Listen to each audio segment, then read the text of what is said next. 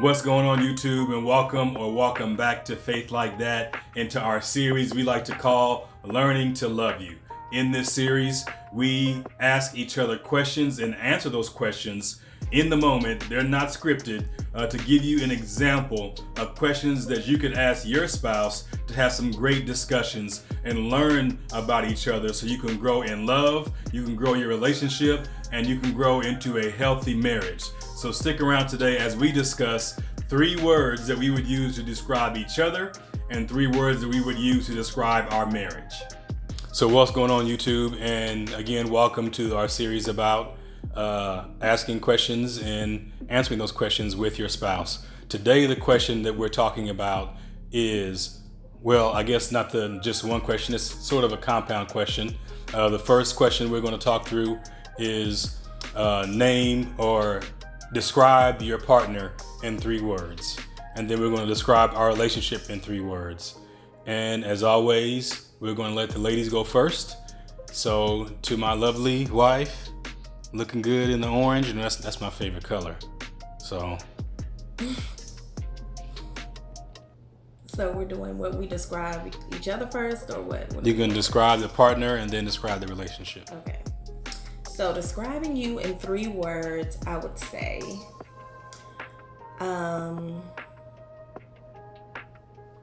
hardworking.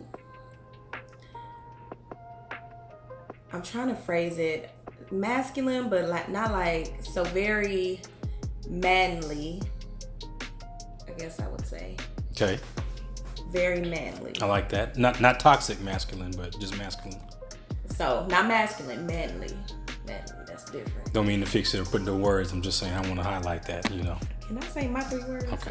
All right. So the first one was hardworking, manly, and then the last one is trying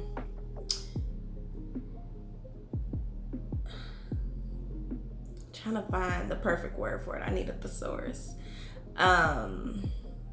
It's not a provider. It's like more of a encompassing thing. I'm a boss. No. Okay. I got shut down. But so I'm trying to put protector and provider in the same thing, but not from just me, but for our family. So I'm the head of the family. No. That's not what I'm looking for. So I'll say, I guess the provider, but that sounds so. Yeah, it's not enough. Yeah. I get you. Okay. So then, if you had to describe our relationship in 3 words, what 3 words is it? Relationship next. Okay, you want me to go first? Yeah, you go next. So I would say, if I had to describe you in 3 words, the first word is fine. And I could interchange that fine, look good. I'm not going to say any bad words with it, but I could say some other things. But yeah, she bad.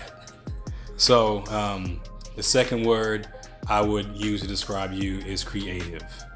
But at the same time, while you're creative, I guess I can't just use that word, because there's an organization in that creativity that you usually don't see in creative people.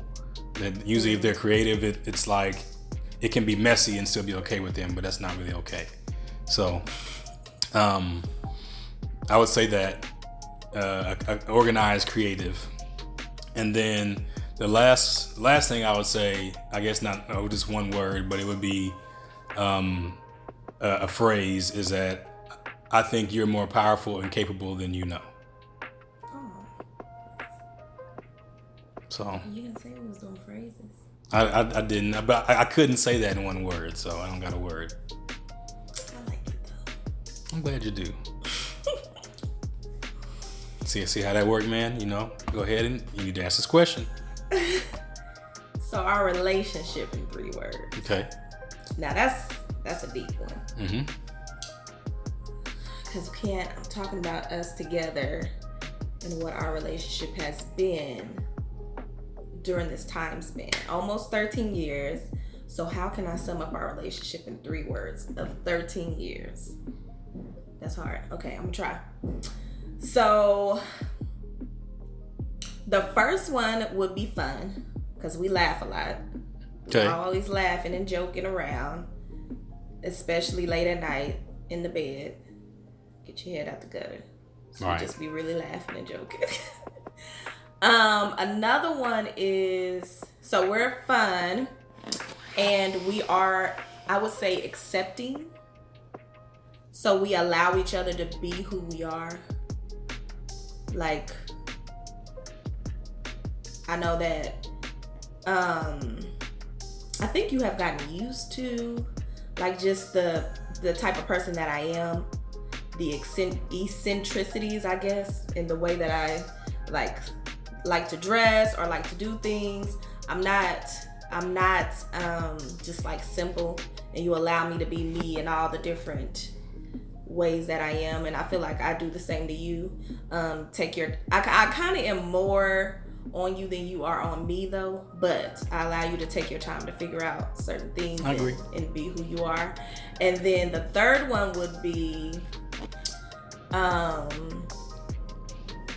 loyal. Okay. So when you were answering that, you said that you're more on me than I am on you. Do you think that's something that's specific to us, or that is common in many relationships, especially in our culture? It could be common. I think that's a commonality, I feel. So do you think it's a problem, though? It could be a problem, because I think we tend to, as let's say we as women, we tend to try to mother our husbands in a way. And we kind of see things that we may know, and I mean really know, but at the same time, as we would like for ourselves to be able to figure things out on our own. I don't think sometimes we allow our husbands to figure things out on our own. Because, you know, once a woman thinks they know something, they really know it, and they know it to be true, they want to make sure that, you know it and do it that way. So even with that, not to prolong yours, but like in thinking of people like myself who are a little bit entrepreneurial and try to drive for things, do you think that could create a problem in you, the spouse, trying to help us versus us trying to push forward in the vision? It could. Can I just use us as an example? Our journey of you and your entrepreneurial journey, I guess. So from the first off, I was supportive because, you wanting to be an entrepreneur and wanting to have something that's all your own and not working for anybody, find that admirable. I feel like it's going to benefit all of us as a family. And I think that it's allowing you to be who you really want to be. But when you first started this journey, I don't think you realized what your purpose was or what you really wanted as you were trying to find those things. So that point, it was just like, well, you trying to find so many different avenues of what you wanted to do. And it was like, do I really need to support this? Because do you even really feel like you want to do it? So I'm like supporting something that's really not connected to you or to us in any kind of way other than just to make money. So then when we got to the point of where you figured out what your purpose was and you were doing other things outside of just things that were going to make money. So you still have the things that you wanted to do that was going to make money, not really passionate about, but then you found some things that you were passionate about that could also make money. So those are the things that I feel that I want to support you in the most, because it's really you and what you are about. Like even this channel, this is what you are about. Like this is you. So I think that those things, when from a woman's standpoint, those things can make it easier for us to get behind and support.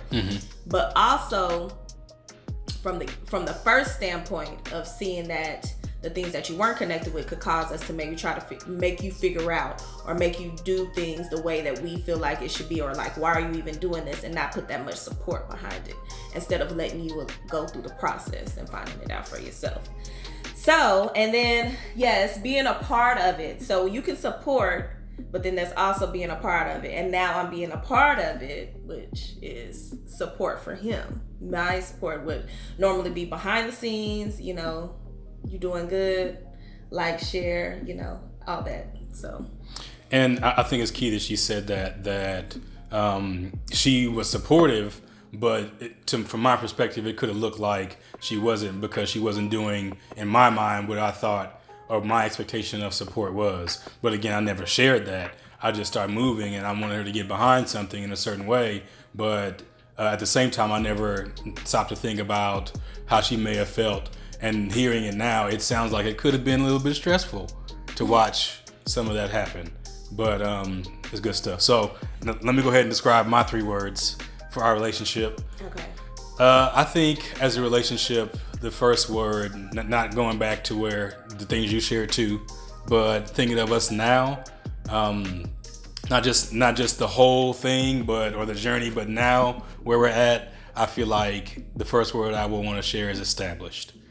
As a relationship and a couple, we're established, and like us being together. And what that really means to us be together, just like you said, whether we're growing in different directions and in different things, that doesn't mean we're not together or we don't love each other, but we still have to grow and change and become who we are. But we're still together, and that's not going nowhere. And neither one of us are looking to go anywhere or looking any other loyal. place. See, I put that loyal on there. Yeah, that's the loyal. So we are established. I think another trait of ours is that we are reflective about a lot of things. I am a very reflective person, and I think women are more reflective by nature, and they're able to connect things a little better. But we're reflective in that way, and I think as far as growing and being skilled at things, that our relationship now is skilled at being able to sort of manage our conflict. That there's certain things that we don't even bring up because it's not even worth bringing up to have a conflict over. Right. But then there's other things that when it is a problem, that we, in a very healthy way, we talk about it and we come up with a plan of action together. And that's something that I think really knowing each other has helped to be able to do, to know how someone may feel or may want to feel, or take time to consider what they may feel before we start making actions and doing things and making decisions, like somebody has more authority or power in the relationship than the other. So those are my 3. That was 2. No, I shared 3. What was the third one? I did. You said established. That we're reflective, and that we're growing. And oh, I thought. Yeah. So we're growing was 1. Yeah, we're a skillful. Okay, so established, reflective, and growing. A skillful growing couple. So. Ascending. I like that. It's ascending. Let's do ascending. So, you see that? You even helped me with some of my words. So, and we don't want to take all this time in this video, but in this conversation we just had, you can kind of see how it goes, and we've taken time to hear from each other, and we didn't take time to try to correct what she said or make it fit into my perspective or my belief, but taking time to really hear and learn what may come out of this question. Because if you're in a new relationship, you could really learn a lot about your spouse from this question and about what they think is really going on. And do it unrehearsed. Don't peek at the question. I mean, you have the question now, but this was very unrehearsed and very, what do you call it? Authentic.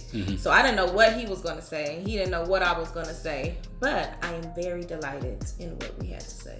Yeah. So I feel we was kind of on the same page. And I think it's really healthy to know what people think about you. Not that you should just care what everybody thinks, but the people that are closest to you, you should know what they think about you and about what your image asserts to people, versus just walk around doing what you want and not caring what your spouse thinks when you all are together. So, well, thank you for spending some time with us today. And until the next time, in the next question and video, y'all be safe.